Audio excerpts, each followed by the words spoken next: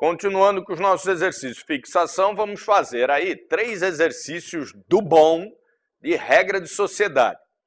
Então, regra de sociedade, nós estamos resolvendo aqui porque acaba aparecendo em provas de matemática onde pedem divisão proporcional. Porque a gente segue o mesmo conceito da divisão proporcional. É por isso que nós não colocamos uma videoaula específica sobre a matéria regra de sociedade. Mas no primeiro exercício que eu resolvi lá de regra de sociedade, eu chamei a atenção, né? Olha, vamos resolver isso daqui utilizando os mesmos conceitos da divisão proporcional. E aí, em cada um dos exercícios, eu vou explicando onde é que eu vou buscar a total de parcelas que cada um tem direito, que em regra de sociedade é chamado de cotas de sociedade. Então, nós vamos fazer mais 3 exercícios desses aí, são os exercícios mais pesados aí de regra de sociedade que já apareceram em prova, e aí eu vou aproveitando para chamar a atenção em cada um deles, como obter o total de parcelas e como utilizar a nossa ferramenta da divisão proporcional. Então, vamos lá para o nosso slide. Voltamos para a lousa. Você já leu o exercício, né? Então, em primeiro lugar, vamos tratar a estrutura da coisa. Eles estão dizendo que há um lucro de 400 mil. Então, esse lucro de 400 mil vai ser dividido entre esses 3 sócios. O primeiro erro nesse exercício aí de interpretação, é que a pessoa pega os 400 mil para dividir entre os 3, e não pode, né? Por que que não pode? Porque está dizendo que a primeira pessoa tem 10% do lucro conforme contrato. Se eu dividir os 400 mil direto pelas 3 pessoas, a primeira pessoa vai chiar, vai falar, opa, estão dividindo coisa aí que é só minha.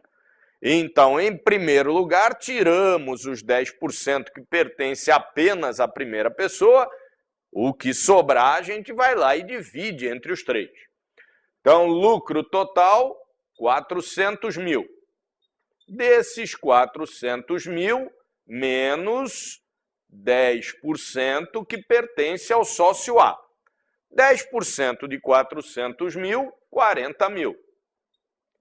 Isso quer dizer que vai sobrar 360 mil para dividir entre essas 3 pessoas, entre esses 3 sócios.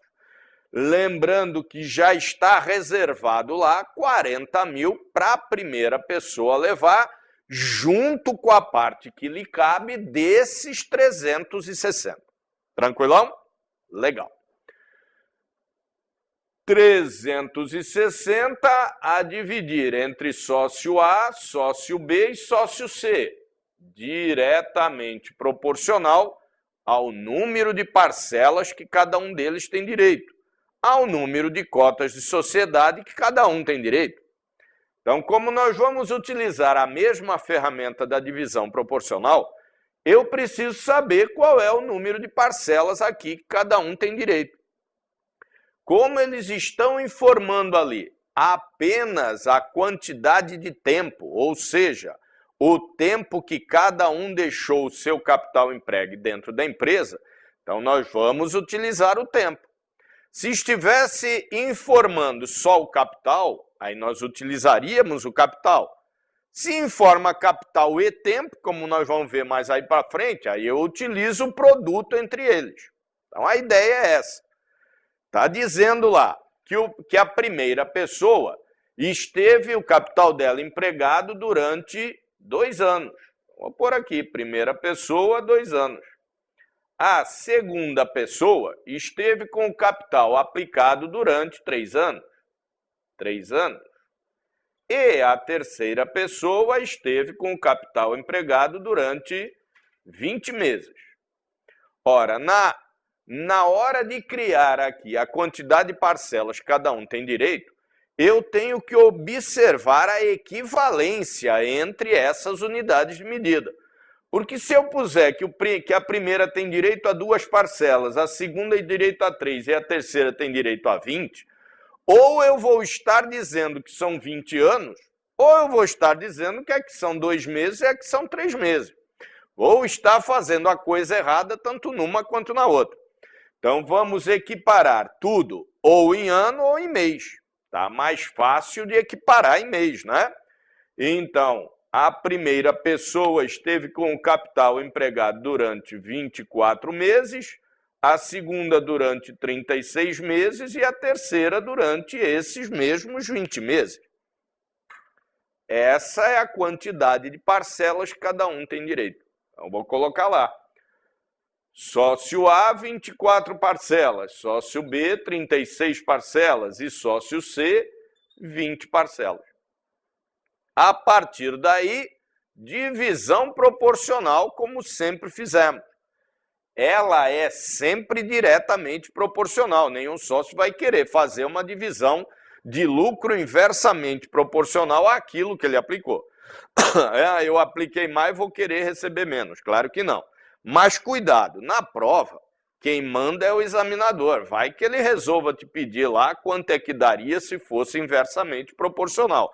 Vai seguir o mesmo conceito lá que nós já vimos da inversamente. Aqui não falou nada, então é direto. 6 e 4, 10 vai 1.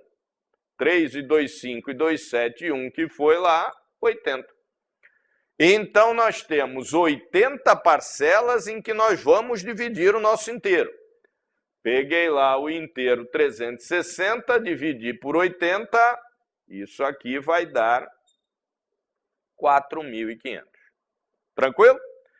4.500 é o nosso K, né? Constante de proporcionalidade, que aqui é o valor de cada uma das cotas de sociedade em cima deste lucro aqui que foi verificado, 360 mil. Tranquilo? O exercício está perguntando quanto receberá a primeira pessoa. Ora, se a primeira pessoa tem direito a 24 parcelas e cada uma delas vale 4.500, é 24 vezes 4.500, o que vai dar 108 mil reais. Então a primeira pessoa recebe 108 mil reais que está lá na alternativa A de abelha.